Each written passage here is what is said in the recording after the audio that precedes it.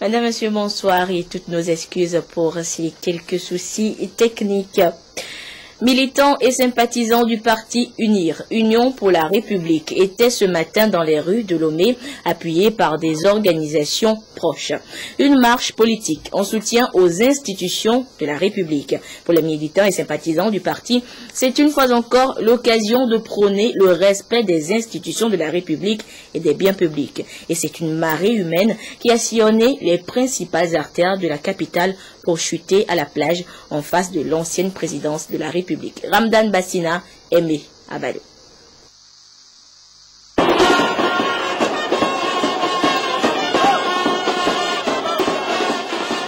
Marée blanche dans les rues de Lomé ce vendredi.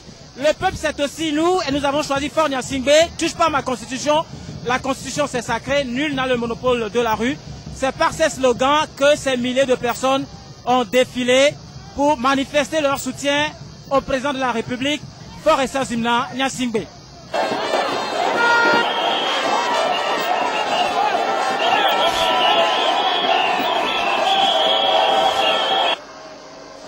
Des slogans, mais aussi tout ce qu'il faut pour crier son soutien au président du parti UNIR pour les résultats concrets de sa politique de réconciliation et de développement. Klaxons de motos et de véhicules, sifflets et chants de vaillance.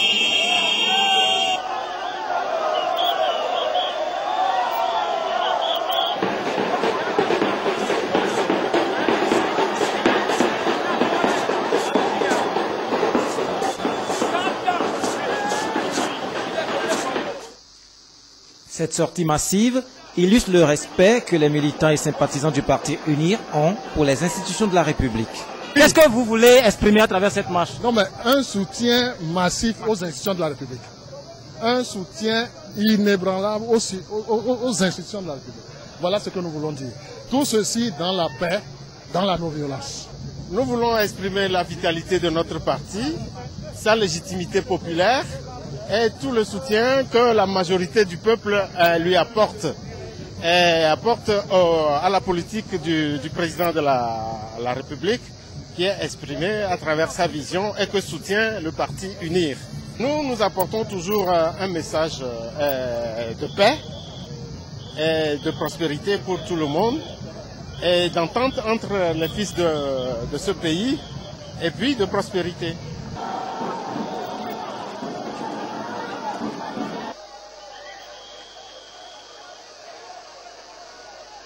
Il n'y avait pas que des politiciens à cette marche, il y avait aussi des groupes organisés, des jeunes reconnaissants pour les projets de formation et d'emploi, les femmes mieux loties avec les programmes d'autonomisation économique et surtout les opérateurs économiques qui exercent librement leurs activités grâce à la stabilité du pays. Par rapport à notre pays, il y a au moins 3 ans, il y a un grand changement. Donc je pense qu'il est en train de bosser, il est en train de travailler pour les jeunes, il est en train de travailler pour tout le monde. Il est bon temps de le soutenir et on le soutient.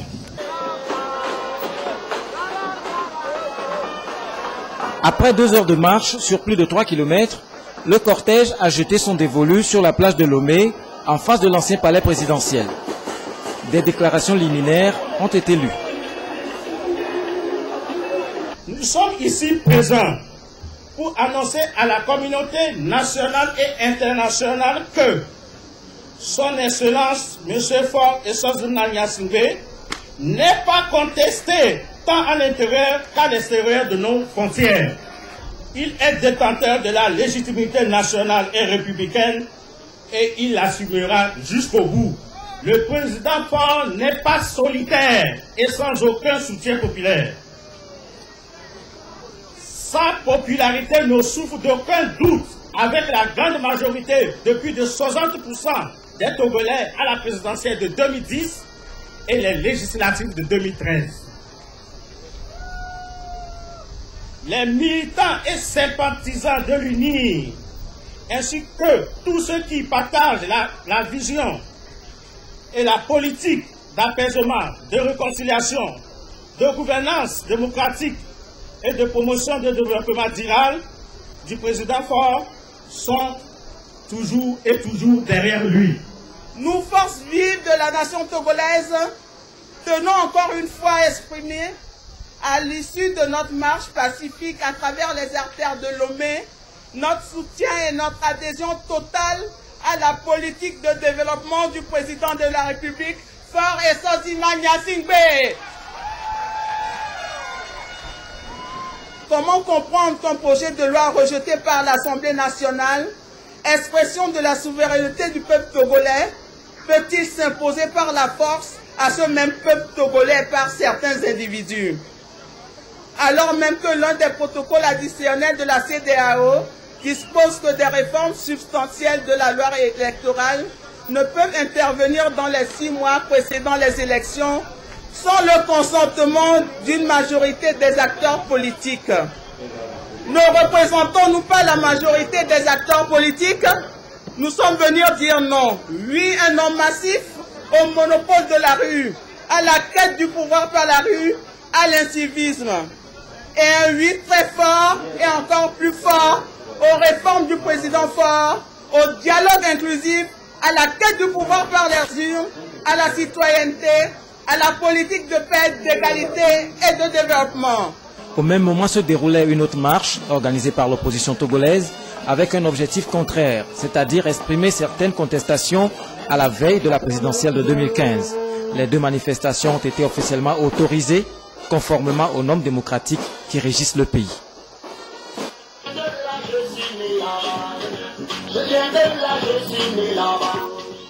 Le meeting s'est achevé sur une note de convivialité. Les militants et sympathisants se sont donné rendez-vous pour le 28 novembre prochain pour une autre manifestation populaire. Et Aimé Avalo l'a annoncé pendant ce temps, un autre cortège constitué de l'opposition sillonnait d'autres artères de Lomé. Avec à sa tête Jean-Pierre Fabre, l'opposition sous la bannière du regroupement Combat pour l'alternance politique en 2015 battait le pavé pour des réformes constitutionnelles. Adolphe Paca.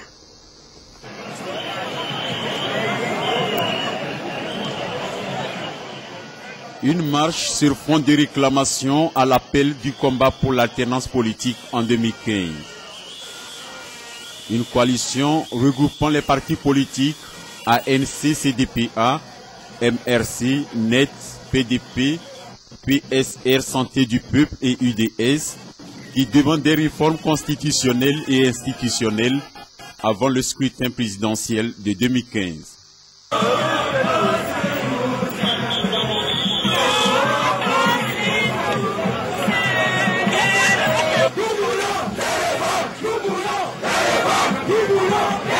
Il est indispensable que nous puissions réaliser ces réformes pour obtenir la limitation des mandats.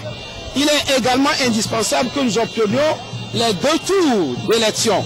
Parce qu'un président dans notre système doit pouvoir au moins rassembler autour de lui plus de la moitié du suffrage des Togolais. Alors que le mode actuel ne permet pas d'obtenir cela.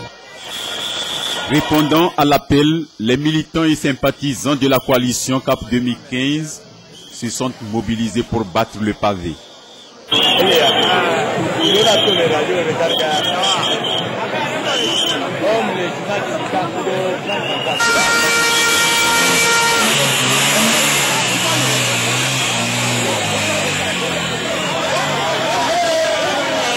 Le message se résume en la révision de la Constitution conformément à l'accord politique global. Nous devons tout mettre en œuvre pour obtenir l'adoption et la mise en œuvre des réformes constitutionnelles, institutionnelles et électorales prescrites par l'accord politique global. Il est nécessaire que le chef de l'État, en sa qualité de garant de la paix sociale et de la cohésion nationale, prenne toutes les mesures pour que les prescriptions de l'accord politique global en ce qui concerne les réformes soient faites. Nous voulons faire une loi impersonnelle de portée générale, comme cela se fait dans tous les pays du monde.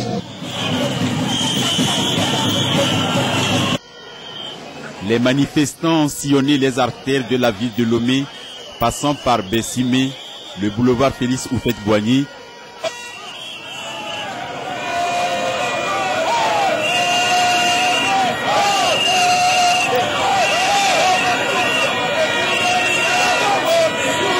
et la place Anani Santos.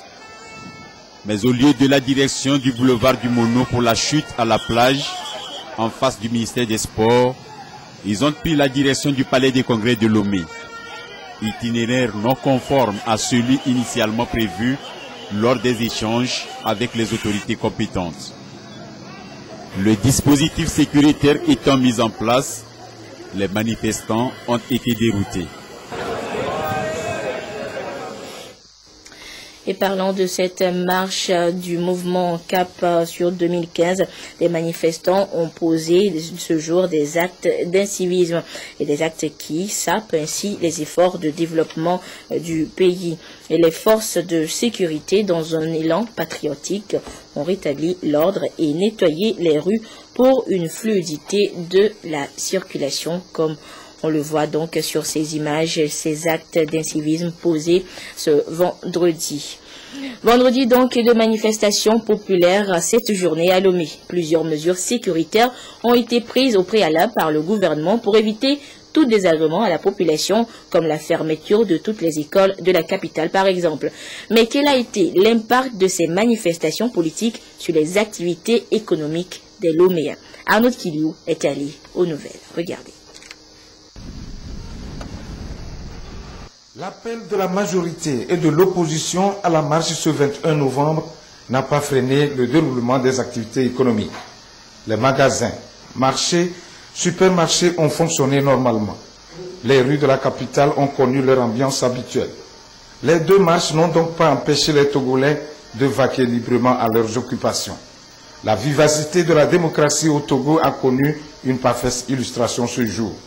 Les Togolais, quelles que soient donc leurs convictions politiques, partagent les mêmes valeurs, de vivre ensemble dans un climat de paix. Et pour clore ce volet consacré à l'actualité politique nationale, il faut noter que le chef de l'État, Faure Sezimna Gnazingbe, reçoit en audience demain samedi en fin de matinée et à sa demande, M. Jean-Pierre Fabre, président de l'Alliance nationale pour le changement ANC. Et cette information émane de la présidence de la République.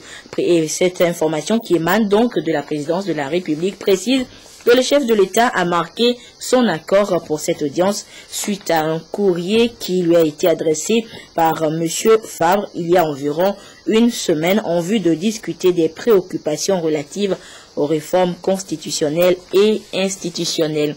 Et parlant justement de ces réformes, elles seront au cœur de l'émission, au cœur de la nation de ce soir. Franck Nicité aura comme invité Gilbert Bawara, ministre de l'administration territoriale, de la décentralisation et des collectivités locales, Christophe Tchao, président du groupe parlementaire UNIR, Dr François Kabam-Tib, député membre du groupe parlementaire ADI-ANC, et André Kani Afanou, directeur exécutif du CACIT, collectif des associations contre l'impunité au Togo, au cœur de la nation, à suivre donc en direct sur la télévision togolaise à partir de 21h.